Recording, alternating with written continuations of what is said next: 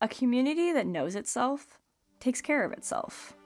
The stories of those who live in the Mat-Su borough are as varied as the people themselves. Some you have heard. Some perhaps you have not. This is Voices of the Mat-Su, bringing our stories to life.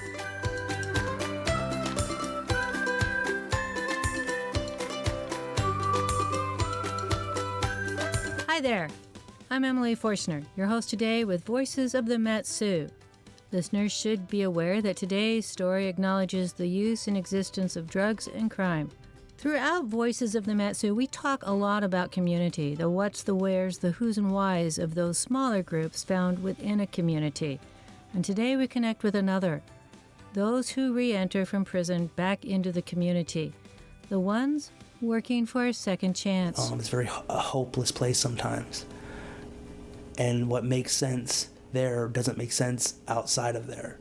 There's a whole subculture there of, we need to think this way, we need to live this way. It would only make sense there. Outside of prison, you would just come right back to prison if you were to try to thrive, to live in what is the most popular thing in prison, right? We call this episode Second Chance, and we get to know a man named David Anderson, released from prison just 5 months ago. I want your audience to know that this story of mine it was born and raised right out of Alaska. And so this is, my story was molded in community, our home. Me leading up to prison, there was already a downward spiral starting to develop in my life that was rooted in a lot of pain, a lot of trauma, and just a lot of disconnect with community. A lack of it, if you will. It's a story that follows the familiar arc of a hero's journey. That journey from the known to the unknown and back again as a changed person. This story's hero returns to society as a convicted felon. A man who found purpose and peace with God. And with the help of a program called Second Chance, he's doing just that. Grabbing a second lease on life after serving more than half of his life behind bars. I ended up found myself sitting in a prison, a jail actually. I wasn't even at prison yet, looking at some serious prison time, a good portion of my life. I was more living in this place of a victim mentality and like, oh, look what everything that has happened to me. Look what everybody has done. And now here I am, and it don't get much worse than this.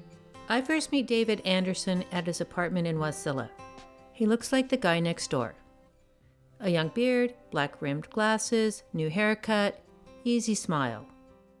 I'm a 40-year-old man.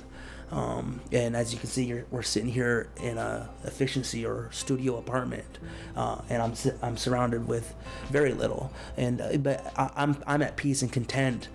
Everything in the apartment is arranged neatly, in a row, next to the far wall.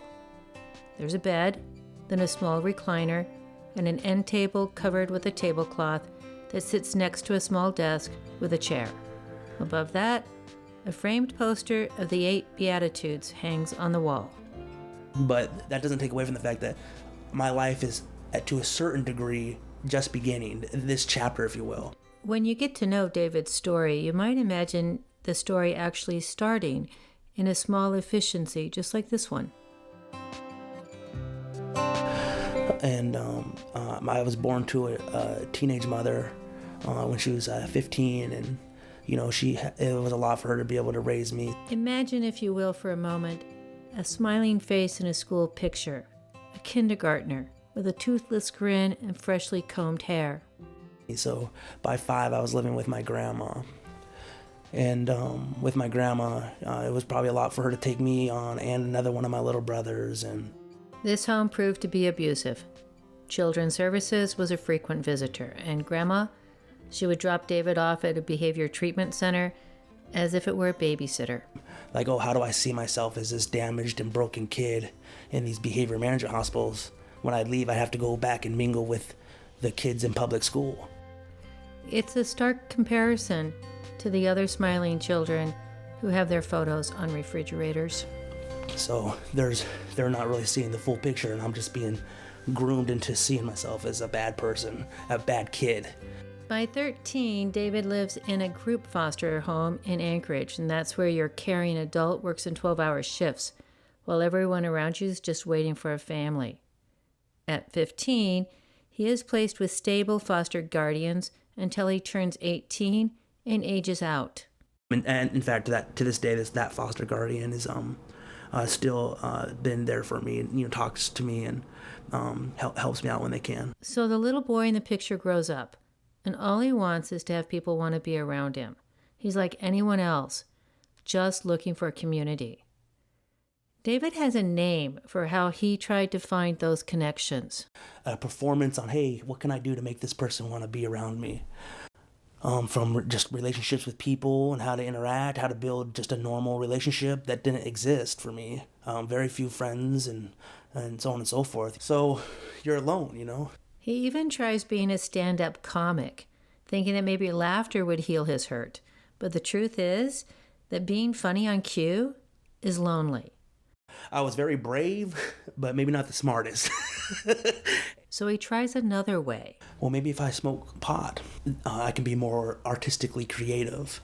In my mind, I'm not going to buy a bunch of pot every time I needed a marijuana. I was like, I might as well just start growing it so I have it at hand all the time. So that turns into, now I'm a guy that's growing pot. And this is back when it was illegal.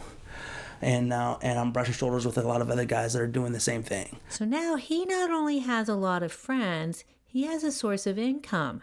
That's 2 birds with 1 stone. And now I'm developing these relationships, though, that are more built in, a party or sometimes criminal agendas, how to sell more pot. He's got friends now, and it's fun. Until it isn't. I end up committing a crime, trying to help one of my friends out, and things just became way more serious in terms of the aftermath of what took place. David is sentenced to 30 years in prison.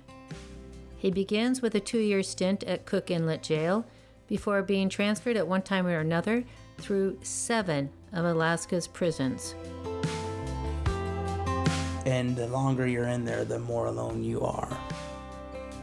You wake up every morning and you're it's just the unspoken word about your identity of who you are. You are a convicted felon. You're facing the music for the choices that you've made, and you're reminded every day that you're not a safe person to be around. You're behind barbed wire fences. You can't mingle with society. So why would I think that society would want to mingle with me or talk to me? But remember, this story follows a hero's journey, so there is a turning point of purpose. There's a moment of clarity, if you will, that rocky transition of understanding. David's in prison nearly a decade before his turning point of feeling belonging and purpose. But ultimately, we're supposed to be engaged with other people, participating in what I refer to as Christ-centered relationships. I would also refer to them as recovery-centered relationships. These relationships are how you are able to be edified and encouraged and find hope and peace and connection. Perspective was given to me, pretty much changed my life, and it made me realize, oh, that makes complete sense. Never heard that one before. And what do I do now?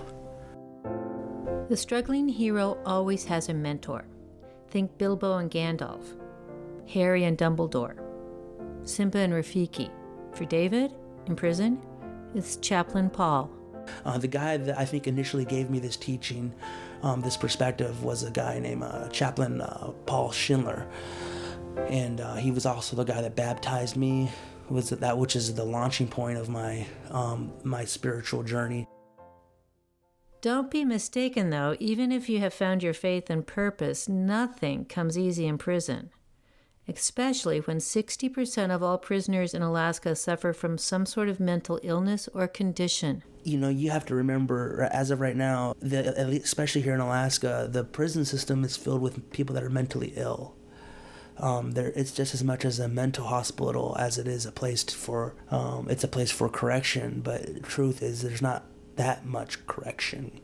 It's more a place of existing, and so you're existing amongst a bunch of people that are hurt, damaged, and mentally ill, and some people are there forever.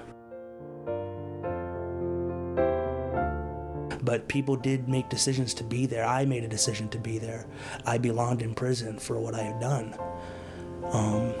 And I made a choice, and the Lord reached me, and I had made changes in my life. There is no way to extract David's faith from his story of re-entry into society. He wants me to listen to a song. He takes out his phone and presses play. Now this lady's speaking my heart. It's hard. It hurts. And I felt like giving up numerous times. Not since I've been released, but especially when I was incarcerated. David's listening to Out of the Woods by Chrissy Nordoff in the halls. Don't give up.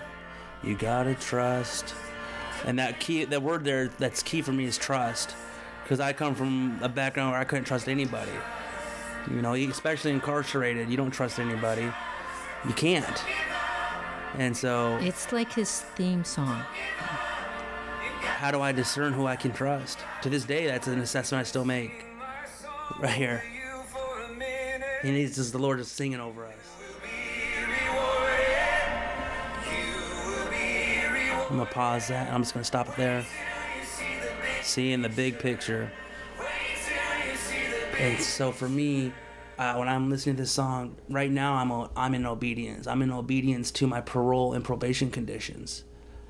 I'm in obedience to what I'm trying to do in terms of how I think God would want me to live a life, because I believe it's only because of Him that I'm even out.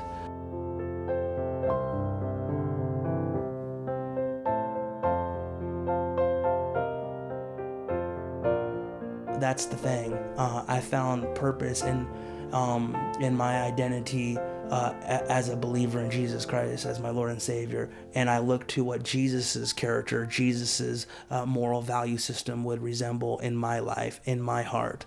In fact, I believe that my moral value system is rooted there, and so my purpose is to continue to be Christ-like, continue to be a man of integrity, a man of Christian values, and a man that's going to be living in discernment.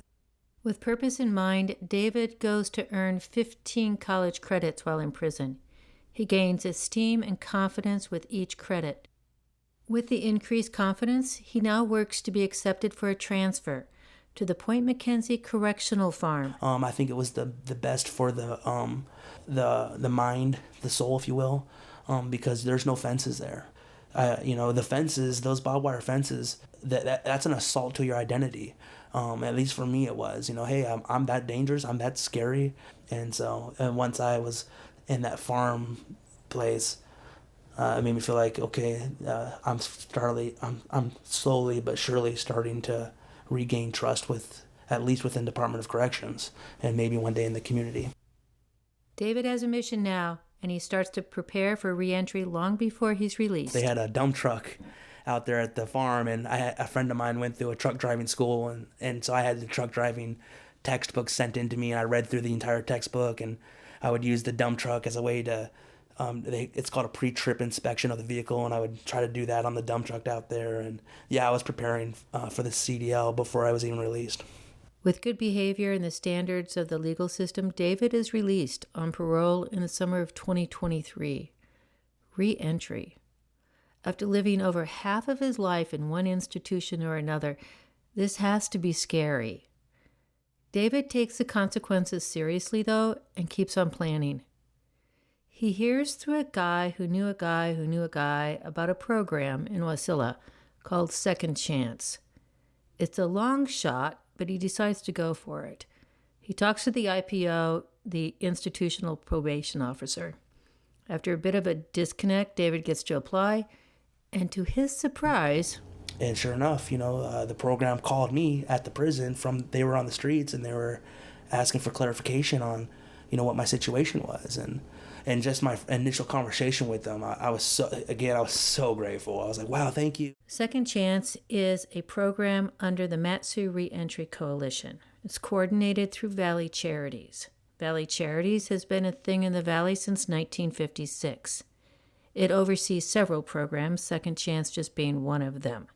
It is through a Department of Labor's Second Chance grant fund. This is important because Alaska leads the nation in recidivism. 95% of all Alaska prisoners will be released at one time or another. 60% of them will find their way back. It's interesting to note that 15% of all those released prisoners resettle in the Mat-Su, which is where Second Chance comes in for David. And convicts supported in the 6-month Second Chance program are 2/3 less likely to return to prison. And if it wasn't for just that conversation and that foundational relationship for somebody I know is going to support me to be successful in reentry, I would have been all by myself, and then literally I would have been by myself. Second Chance's first order of support is housing. Then they go to things like helping people get driver's licenses, bank accounts, and then finally, maybe employment. But first, let's get settled. They're big into meeting your needs more than anything else, making sure that you're going to be okay. Literally, even down to providing rides to your probation officer. They've helped out with finding places for you to lay your head down at night, make sure it's a safe place, and it's a place that's going to help you be successful in your parole or probation. They're really good into making sure that you have warm clothing, some tennis shoes. They do things like help set up natural gas and electric accounts.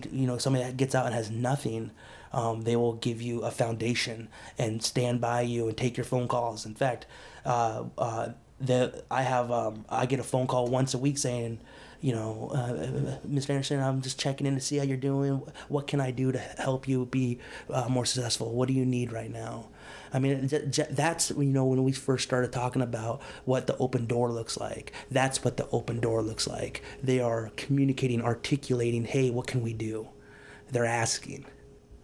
They're really in a place of a service mentality, with the goal of trying to make sure that you're going to be successful in community. If there is a difference between re-entry and having a second chance, it would be that re-entry is an event. But getting a second chance, that's different. That's like opening a door that was closed. I think it's critical that as somebody that's stepping into society, we don't know what doors are open in community and what that even looks like. And when you say the door is open, well, what's behind that door? And so, and it's hard to talk about being a convicted felon at all. It's so nerve-wracking for me to say that. I hardly at all. I can talk about it here with you today, but I would guess a lot of people don't even know. But it's not that I don't want to share. It's that I'm just so scared of how somebody might respond to me. I don't want to be rejected. And I think that the door being open, if somebody was a convicted felon and they've made the changes in their lives, or they're looking to make the changes in their lives, that I'm opening this door. I'm receptive to hearing it with no judgment. And it would make it so much easier for people coming out of prison to trust and engage in that part of community. David has found his second chance. For him, though, it might even be called a first chance. But he's now in a brand new, very weird world. It must feel like time travel. Consider this. He entered the Department of Correction system in 2007, the year the first iPhone came out. Think about that for a moment. His last phone was a Razor.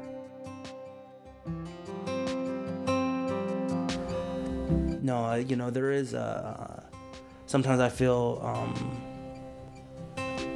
disconnected. I do with all types of things, whether it be learning the phone or learning the internet, I can't tell you how many times I fall for these scams. Like, I get emails and I'll go to a web page and I'm think, oh, I'm supposed to do this to sign up for this. Come to find out it was like a fake web page, like a similar web page to what I'm trying to do. And they asked me for my debit card number and I'm like, what, why are they? And then I had to get new debit cards and all kinds of stuff just because I fall for scams easily on the internet. I'm a little bit sharper with it now. It won't happen again. And then there's this. Going to the grocery store and looking at varieties now. That's such a joy. I love going to the grocery store. I could be there for hours. I know. I tried to understand it too. And just to see the stuff that's in there now, whereas before everything is, in prison, everything, you don't have much choices. It's just given to you and you can't buy a lot of things. I really don't like self-serve because I don't know how to work it too well, and I keep on, I see people going so quickly, and then I always have to ask the clerk to come help me. So I actually strive, I go to the clerk more often than not, and it's funny, I find myself interacting, this probably happened to me 3 or 4 times now. I interact with the clerk in such a way that when I'm done, I'm always just so grateful for their help. So I thank them, say, man, you've been so helpful for this, and I couldn't have done this without you. But no worries, I was glad to hear he doesn't give the clerk his debit card number. Oh no. I'll swipe it through the thing. The chip on the debit cards, that's still new to me too. David's release from prison and knowing his purpose and having a plan is like the end, or maybe it's the beginning, of the hero's journey. Freedom is the ultimate reward. You're gonna see a smile, you're gonna see joy, you're gonna freedom, right? And but here's the thing, I gotta keep the bigger picture in mind as well. Nobody's in the vehicle but me, and I'm just screaming, thank you, God, I can't believe this is a miracle. And I'm just at the top of my lungs, is so joyful that I'm out, that I'm a free person, that I'm given an opportunity. And that's what's called being the master of both worlds. I'll listen. And I love to listen. I love hearing other people's stories. I love to find out what I can do to help them, through their journey and help them reach goals that they're trying to set, or if they're struggling with something, help them find some peace or hope. A lot of my social interactions now are, complete contrast. I was very selfish, whereas now today I thrive to be selfless, and I thrive to try to mimic the way Jesus Christ is. David wants others to know that freedom includes expecting the unexpected. Number one, you don't know what to expect. You need to be open-minded. You need to be receptive to feedback from others, and you need to be able to communicate with other people. Tell them that you need help with whatever it is. And I'm not necessarily referring to material things, although that is part of it, but I'm talking about emotional things, temptations, relationships, bad relationships, relationships that are just, they're unhealthy, and clearly you can tell it's an unhealthy relationship. But you also need to be able to do what I was saying earlier, discern who you can trust to speak into your life in that way. Because somebody might be telling you, oh, go do this, that, and the other. Go back to committing crimes. So now you need to be able to pick the right people, the right community. Let's imagine that kindergartner in the photo one more time. Only this time he's all grown up. He's traveled from the unknown and back again. He's got a fresh beard, he's got new glasses, his hair is freshly combed, and he's ready for the one thing only a community can offer, and that's a second chance. I think that's going to be, after like I said, I'm in the process of trying to rebuild trust with the community, and then one day maybe they'll allow me to do that.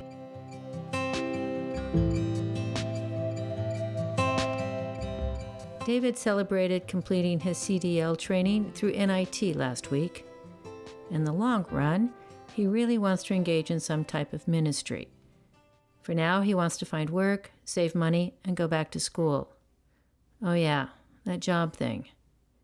I asked him about what he thinks when he's going to have to check the box on the application, the one where it asks if you've ever been convicted of a felon. What does he hope for? I hope that they think that my past doesn't define me. It's not my identity today. And that they could see that if they gave me an opportunity, they might be able to see that specifically for their work environment, I'm a competent person, and I'm willing to learn. And I'm also, when it comes to my character now, I'm also somebody that has experienced so much and seen so much and took a lot of initiative to change things. I'm very confident, especially with my faith, that I have wholesomeness in my life, which I think is a good thing to have in any work environment. David tells me if he has one word to describe his re-entry, it would be hope. Hope for connections, for community, hope for that second chance, and maybe just a little grace.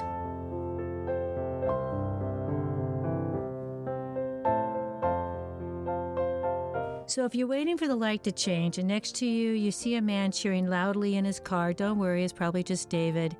That's what it looks like when you let go and just soak in the joy that comes with freedom.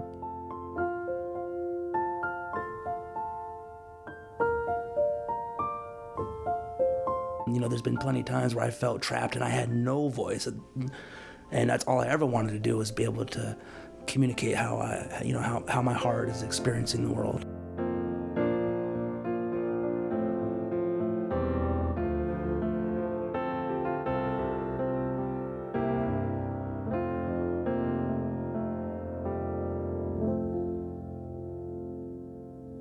Those interested in helping with David's re-entry and second chance can contact Big Cabbage Radio, and those wanting to know more about the Second Chance program, Brian Galloway at reentry@valleycharities.org. And that's it for today's episode of Voices of the Mat-Su. If you have a story or know of someone who does, contact us at voices@bigcabbageradio.org. Until next time, it's been nice getting to know each other a little bit better. Special thanks to my family and the KVRF editorial board for their guidance and support. Thanks for listening. Stay good out there, Mat-Su.